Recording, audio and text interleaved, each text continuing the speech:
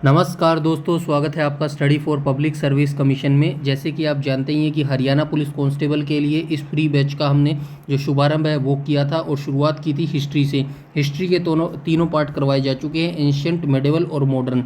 उन तीनों पार्ट के 500 क्वेश्चन करवा चुके हैं। अगर आपने उन पार्ट्स को नहीं देखा है तो प्लीज़ जल्दी से जल्दी उन पार्ट्स को देख लीजिएगा, क्योंकि बहुत सारा इंपॉर्टेंट और फैक्चुअल डाटा उसके अंदर करवाया गया है। अभी हम ज्योग्राफी की जो सीरीज है उसको रन कर रहे हैं। आज हम ज्योग्राफी का 15वां भाग डिस्कस करने वाले हैं। इससे पहले ज्योग्राफी के 14 भाग आ चुके हैं। तो मेरा ये मानना है कि हरियाणा पुलिस कांस्टेबल के अलावा भी अगर कोई बच्चा देख रहा है तो सभी जिस भी एग्ज़ाम्स में जीके जीएस पूछी जाती है तो उन सभी एग्ज़ाम्स के लिए ये जीके जीएस काफ़ी इंपॉर्टेंट रहने वाली है, क्योंकि यहाँ पर हम स्टैटिक जीके डिस्कस कर रहे हैं। तो स्टैटिक जीके सभी एग्ज़ाम्स के लिए सेम रहने वाली है। स्पेशली आरपीएफ का अगर कोई बच्चा देख रहा है तो मैं कहना चाहूँगा कि आरपीएफ वाला बच्चा इस वीडियो सीरीज को अंत तक जरूर देखे, क्योंकि आरपीएफ में 50 क्वेश्चन जीके जीएस से पूछे जाते हैं। इसी वजह से जो जीके जीएस का पार्ट है वो काफ़ी इंपॉर्टेंट हो जाता है एग्जाम पॉइंट ऑफ व्यू से। तो अगर आपका कोई भी डाउट है, क्वेरी है या फिर कोई भी सजेशन देना चाहते हैं तो प्लीज़ कमेंट सेक्शन में कमेंट करके बता सकते हैं। और वीडियो सेक्शन के कमेंट सेक्शन में आप अपना स्कोर जरूर कमेंट करके बताइए कि टॉप 25 क्वेश्चनों में से कितने आप यहाँ पे ठीक कर पा रहे हैं। और इस वीडियो सीरीज को हम हरियाणा पुलिस की जो अभी सीरीज चल रही है, इस सीरीज को तब तक कंटिन्यू रखा जाएगा जब तक कि आपका हरियाणा पुलिस कांस्टेबल का एग्ज़ाम नहीं हो जाता। तो वीडियो को अंत तक जरूर देखिएगा। तो चलिए स्टार्ट कर लेते हैं। तो यहाँ पे देख लीजिएगा भारत का भूगोल और पार्ट नंबर 15। आज हम पहला क्वेश्चन देख लेते हैं। कोटा शहर किस नदी के किनारे स्थित है? तो ये पूछा गया है कोटा शहर कहाँ पे पड़ता है। तो सबसे पहले आप याद रखिएगा, राजस्थान में राजस्थान राज्य में, भारत का राजस्थान जो राज्य है उसी के अंदर कोटा शहर पड़ता है। और जो कोटा शहर है वो किस नदी के किनारे पड़ता है? टोंस नदी के किनारे, चंबल नदी के किनारे, गिरी नदी के किनारे या फिर काली नदी के किनारे। क्वेश्चन नंबर जो फर्स्ट है उसका राइट ऑप्शन हो जाएगा ऑप्शन नंबर बी। तो ये जो कोटा शहर है ये चंबल नदी के किनारे बसा हुआ है। चंबल नदी उत्तर भारत की, मतलब चंबल नदी उत्तरी भारत, चंबल यमुना नदी की प्रमुख सहायक नदी है। मतलब जो चंबल नदी है वो किसकी सहायक नदी है? यमुना नदी की सहायक नदी है। और पश्चिमी मध्य प्रदेश राज्य के महू के ठीक दक्षिण में विंध्य रेंज से निकलती है। तो इतनी भी आपको याद होना चाहिए, जो ये चंबल नदी है ये कहाँ से निकलती है? मध्य प्रदेश के महू में से। दक्षिण पश्चिम जो दिशा है, पश्चिमी मध्य प्रदेश के राज्य के महू के ठीक दक्षिण में विंध्य रेंज से निकलती है। तो नेक्स्ट आ जाएंगे हम क्वेश्चन नंबर सेकंड पर। क्वेश्चन नंबर सेकंड में कहा गया वाइल्ड वाटरफॉल डेटाबेस के अनुसार चौड़ाई की दृष्टि से भारत का सबसे बड़ा जलप्रपात कौन सा है? तो ये वाइल्ड वाटरफॉल्स डेटाबेस के अनुसार पूछा गया है। चौड़ाई की दृष्टि से भारत का सबसे बड़ा जलप्रपात कौन सा है? क्या जोग प्रपात है, धुआंधार जलप्रपात है, शिव समुद्रम जलप्रपात है या फिर कुंचिकल जलप्रपात है? क्वेश्चन नंबर जो सेकंड है उसका राइट ऑप्शन हो जाएगा ऑप्शन नंबर ए। तो ये जो जोग प्रपात है यही वाइल्ड वाटरफॉल डेटाबेस के अनुसार चौड़ाई की दृष्टि से भारत का सबसे बड़ा जलप्रपात है। नेक्स्ट आ जाएंगे हम क्वेश्चन नंबर 3 पर। क्वेश्चन नंबर 3 में कहा गया जोग प्रपात कर्नाटक में किस नदी पर अवस्थित है? तो अभी हमने देख लिया सबसे बड़ा जलप्रपात है वाइल्ड वाटरफॉल डेटाबेस के अनुसार। अब पूछा गया है जोग प्रपात कर्नाटक में किस नदी पर अवस्थित है। तो आपको ये भी पता चल गया जोग प्रपात किस राज्य में, भारतीय किस राज्य में अवस्थित है? तो ये कर्नाटक राज्य में अवस्थित है। किस नदी पर अवस्थित है? तो आइए देख लेते हैं। कावेरी नदी पर अवस्थित है, नर्मदा नदी पर अवस्थित है, शरावती नदी पर अवस्थित है या फिर इनमें से कोई नहीं। क्वेश्चन नंबर जो 3 है उसका राइट ऑप्शन हो जाएगा ऑप्शन नंबर सी। तो ये जो जोग प्रपात है ये शरावती नदी पर कर्नाटक राज्य में अवस्थित है। नेक्स्ट आ जाएंगे हम क्वेश्चन नंबर 4 पर। तो क्वेश्चन नंबर 4 में कहा गया है भारत में आयतन की दृष्टि से सबसे बड़ा जलप्रपात कौन सा है? तो आइए देख लेते हैं। भारत में आयतन की दृष्टि से सबसे बड़ा जलप्रपात कौन सा है? क्या शिव समुद्रम जलप्रपात है, धुआंधार जलप्रपात है, कुंचिकल जलप्रपात है या फिर जोग प्रपात है? क्वेश्चन नंबर 4 का राइट ऑप्शन हो जाएगा ऑप्शन नंबर ए। तो ये भारत में आयतन की दृष्टि से सबसे बड़ा जलप्रपात पूछा गया है, शिव समुद्रम जलप्रपात हो जाएगा। क्वेश्चन नंबर 4 का राइट ऑप्शन हो जाएगा ऑप्शन नंबर ए। नेक्स्ट आ जाएंगे हम क्वेश्चन नंबर 5 पर। तो क्वेश्चन नंबर 5 में पूछा गया शिव समुद्रम जलप्रपात किस नदी पर स्थित है? तो शिव समुद्रम जलप्रपात किस नदी पर अवस्थित है? त्रिशूल नदी, काली नदी, गंडक नदी या फिर कावेरी नदी? क्वेश्चन नंबर जो 5 है उसका राइट ऑप्शन हो जाएगा ऑप्शन नंबर डी। तो ये जो कावेरी नदी है इसी के ऊपर शिव समुद्रम जलप्रपात अवस्थित है? कर्नाटक राज्य में यह अवस्थित है। तो शिव समुद्रम जलप्रपात भी कहाँ पर अवस्थित है? भारत के कर्नाटक राज्य में कावेरी नदी के ऊपर अवस्थित है। तो क्वेश्चन नंबर 5 देख लिया हमने। नेक्स्ट आ जाएंगे हम क्वेश्चन नंबर 6 पर। तो यहाँ पे देख लीजिएगा क्वेश्चन नंबर 6 में कहा गया कपिल धारा जलप्रपात किस नदी पर स्थित है? तो ये पूछा गया कपिल धारा जो जलप्रपात है ये किस नदी पर अवस्थित है? क्या कोसी नदी पर अवस्थित है, तामूर नदी पर अवस्थित है, अरुण नदी पर अवस्थित है, या फिर नर्मदा नदी पर अवस्थित है? क्वेश्चन नंबर जो 6 है उसका राइट ऑप्शन हो जाएगा ऑप्शन नंबर डी। तो ये नर्मदा नदी पर अवस्थित है। तो यहाँ पे देख लेते हैं हम। क्वेश्चन नंबर 6 का राइट ऑप्शन हो जाएगा नर्मदा नदी। कपिल धारा जो जलप्रपात है वो नर्मदा नदी के ऊपर अवस्थित है। यह जलप्रपात यानी कि जो कपिल धारा जलप्रपात है मध्य प्रदेश के अमरकंटक में अवस्थित है। यह अमरकंटक से 6 से 7 किलोमीटर की दूरी पर स्थित है। यह नर्मदा नदी पर बना हुआ पहला जलप्रपात है। यहाँ पर नर्मदा नदी एक ऊंची चट्टान से गिरती है। इतनी जानकारी आपको होनी चाहिए कपिल धारा के बारे में। नेक्स्ट आ जाएंगे हम क्वेश्चन नंबर 7 पर।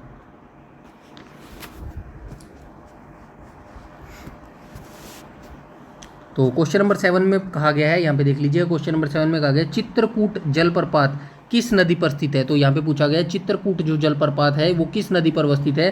सिप्ता नदी पर, इंद्रावती नदी पर, पार्वती नदी पर, या फिर बनास नदी पर? क्वेश्चन नंबर जो 7 है उसका राइट ऑप्शन हो जाएगा ऑप्शन नंबर बी। तो ये जो चित्रकूट जलप्रपात है ये इंद्रावती नदी पर अवस्थित है। आइए थोड़ा सा जान लेते हैं। गोदावरी की जो सहायक नदी है वही इंद्रावती नदी है, या फिर ये कहें इंद्रावती गोदावरी नदी की सहायक नदी है।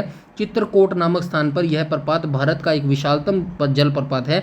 अपनी गिरती विशाल जलराशि के कारण इसे भारत का नियाग्रा भी कहा जाता है, नियाग्रा फॉल्स भी कहा जाता है। वर्षा ऋतु में इस प्रपात का विस्तार अधिकतम होता है। उस समय इसके पाट की चौड़ाई 150 मीटर तक पहुंच जाती है। तो इतनी जानकारी आपको होनी चाहिए क्वेश्चन नंबर 7 के बारे में। नेक्स्ट आ जाएंगे हम क्वेश्चन नंबर 8 के बारे में।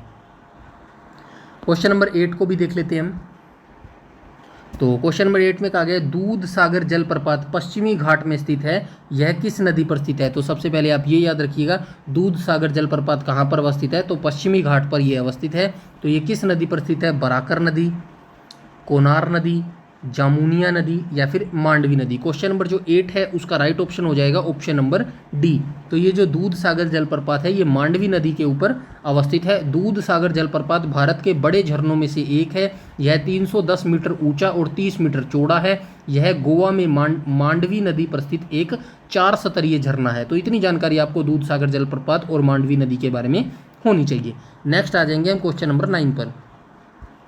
तो क्वेश्चन नंबर 9 में कहा गया धुआंधार जलप्रपात मध्य प्रदेश के जबलपुर में किस नदी पर स्थित है? तो धुआंधार जलप्रपात किस नदी पर अवस्थित है? कपिली नदी, नर्मदा नदी, सुवनसिती नदी, या फिर मानस नदी?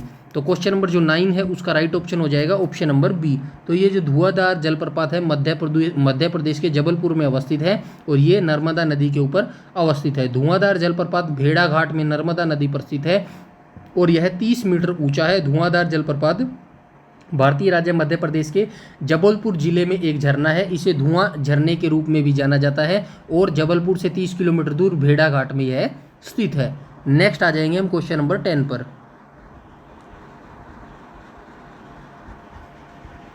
तो क्वेश्चन नंबर 10 में कहा गया विश्व जलप्रपात डेटाबेस की वर्तमान स्थिति के अनुसार भारत का सबसे ऊंचा जलप्रपात कौन सा है? तो ये याद रखिएगा सबसे चौड़ाई के अनुसार कौन बड़ा है, ऊंचाई के अनुसार कौन बड़ा है, आयतन के हिसाब से कौन बड़ा है। तो ये सारे ध्यान रखिएगा, इन्हीं से जो एग्जामिनर है वो खेलता है, इन्हीं से शब्दों से। तो यहाँ पे पूछा गया विश्व जलप्रपात डेटाबेस की वर्तमान स्थिति के अनुसार भारत का सबसे ऊंचा जलप्रपात कौन सा है? चूलिया जलप्रपात, हुंडरू जलप्रपात, दूध सागर जलप्रपात, या फिर नोहाकालियाई जलप्रपात?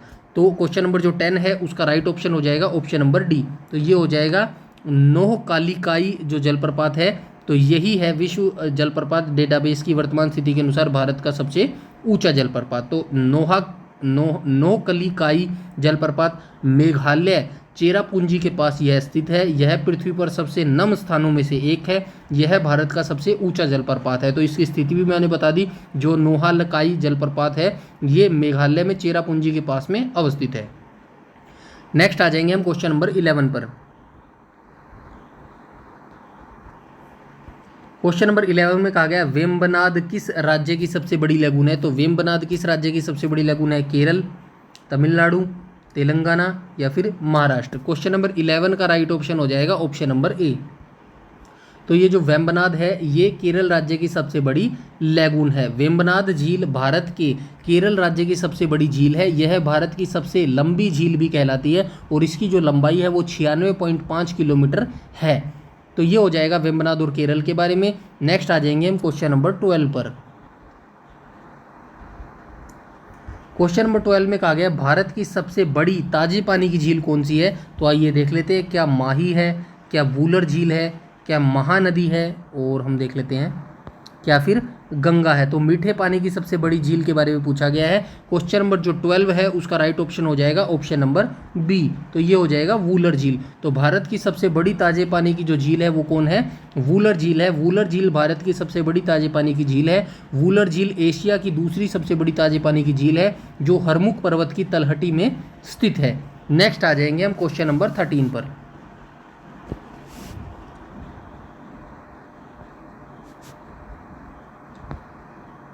क्वेश्चन नंबर 13 में कहा गया है लोध जलप्रपात झारखंड के लातेहार जिले में किस नदी पर स्थित है। तो ये सबसे पहले आप याद रखिएगा, जो लोध जलप्रपात है ये झारखंड में अवस्थित है और झारखंड के जो जिला है लातेहार वहाँ पर अवस्थित है।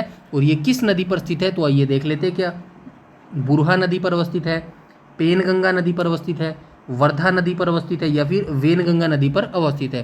क्वेश्चन नंबर जो 13 है उसका राइट ऑप्शन हो जाएगा ऑप्शन नंबर ए। तो ये हो जाएगा बुरहा नदी पर। जो लोध जलप्रपात है ये बुरहा नदी पर अवस्थित है। आइए थोड़ा सा मैं बता देता हूँ, यह लातेहार जिला, ये लातेहार जिला जो कि झारखंड का जिला है, जिले के छोटा नागपुर पठार के जंगल में बुरहा नदी पर स्थित है। लोध झरना एक स्तरित झरना है, इसकी ऊंचाई 143 मीटर है। नेक्स्ट आ जाएंगे हम क्वेश्चन नंबर 14 पर।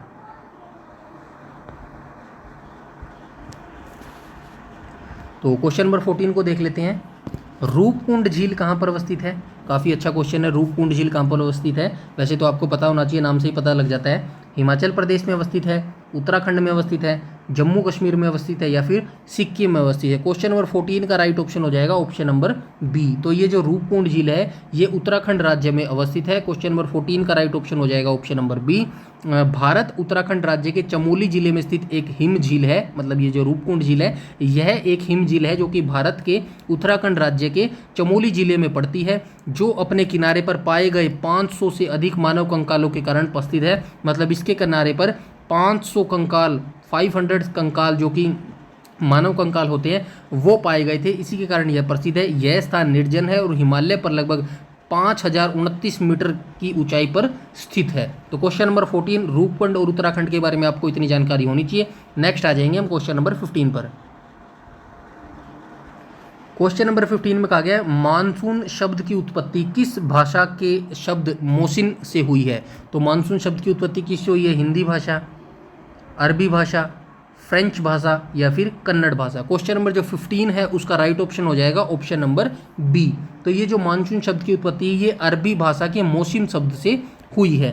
तो मानसून शब्द की उत्पत्ति अरबी भाषा का जो शब्द है मोसिम उसी से हुई है, जिसका अर्थ होता है पवनों की दिशा का ऋतु के अनुसार परिवर्तन होना। तो इतनी जानकारी आपको होनी चाहिए। नेक्स्ट आ जाएंगे हम क्वेश्चन नंबर 16 पर।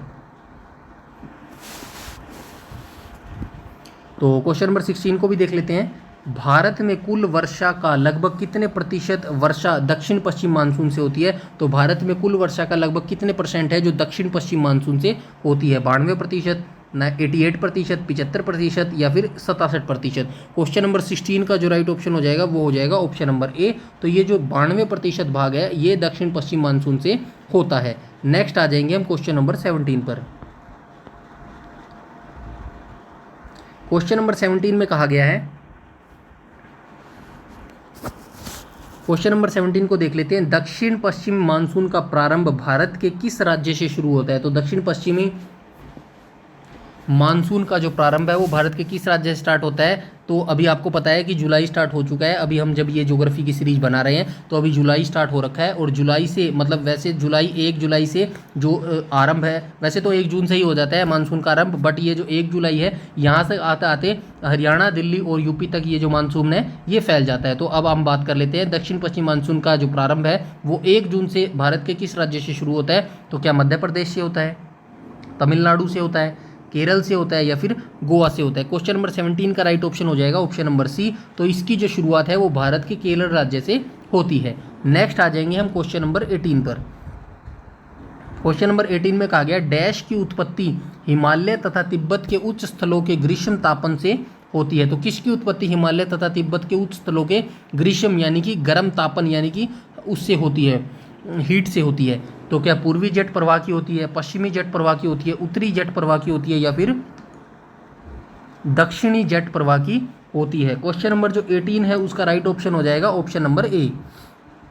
तो ये जो पूर्वी जेट प्रवाह है इन्हीं की उत्पत्ति हिमालय तथा तिब्बत के उच्च स्थलों में ग्रीष्म यानी कि गर्म तापन से होती है। नेक्स्ट आ जाएंगे हम क्वेश्चन नंबर 19 पर। क्वेश्चन नंबर 19 में कहा गया जब मानसून वर्षा पवनें 2 सप्ताह या इससे अधिक अवधि के लिए वर्षा करने में असफल रहती हैं तो वर्षा काल में शुष्क दौर आ जाता है। इसे क्या कहा जाता है? मतलब जब मानसून चल रहा होता है उस समय वैसे तो वर्षा 1 या 2 दिन में कंटिन्यू होती रहती है, बट कई बार ऐसा समय आता है जब 1 वीक या 2 वीक तक वर्षा नहीं हो पाती मानसून के अंदर, उस अवधि के लिए वर्षा करने में असफल होती है। तो उस समय को क्या कहा जाता है? ऐसा पूछा गया। मानसून विच्छेद बोला जाता है, मानसून का देरी से आना, मानसून का लौट जाना या फिर सभी। तो उन क्वेश्चन नंबर जो 19 है उसका राइट ऑप्शन हो जाएगा ऑप्शन नंबर ए। तो ये मानसून विच्छेद बोला जाता है ऐसे समय को। क्वेश्चन नंबर 19 का राइट ऑप्शन हो जाएगा ऑप्शन नंबर ए। नेक्स्ट आ जाएंगे हम क्वेश्चन नंबर 20 पर। तो क्वेश्चन नंबर 20 में कहा गया, यहाँ पे देख लीजिएगा, दक्षिण पश्चिम मानसून भारत के उत्तर पश्चिम भाग से कब लौटना शुरू कर देता है? तो अभी मैं आपको यही बता रहा था कि भारत के जो केरल राज्य है, दक्षिण पश्चिम मानसून की जो प्रारंभ है वो जो शुरुआत है वो केरल राज्य से होती है और 1 जून से यहाँ से ये शुरू हो जाता है। उसके बाद जुलाई के 4-5 जुलाई या फिर 1 जुलाई के आसपास ये हरियाणा, दिल्ली और यूपी के आसपास पहुँच जाता है। उसके बाद ये जो अंत ये इसका कहाँ से शुरू होता है? भारत का जो राजस्थान जिला है, माफ़ कीजिएगा, भारत का जो राजस्थान राज्य है वहाँ पर जाने के बाद ये वापस अपनी जगह लौटना शुरू कर देता है। तो आइए देख लेते हैं कब ये लौटना शुरू कर देता है। क्या 1 सितंबर को लौटना शुरू कर देता है, 15 सितंबर को लौटना शुरू कर देता है, 25 अगस्त को लौटना शुरू कर देता है या फिर 30 सितंबर को लौटना शुरू कर देता है? क्वेश्चन नंबर जो 20 है उसका राइट ऑप्शन हो जाएगा ऑप्शन नंबर ए। तो ये जो दक्षिण पश्चिम मानसून है इसकी जो लौटने की तिथि है वो 1 सितंबर है। 1 सितंबर से ये वापस लौटना शुरू कर देता है। नेक्स्ट आ जाएंगे हम क्वेश्चन नंबर 21 पर। क्वेश्चन नंबर 21 में कहा गया भारत में सबसे कम वर्षा वाला राज्य कौन सा है? तो कौन सा ऐसा राज्य है जहां पर सबसे कम वर्षा होती है? क्या हिसार है,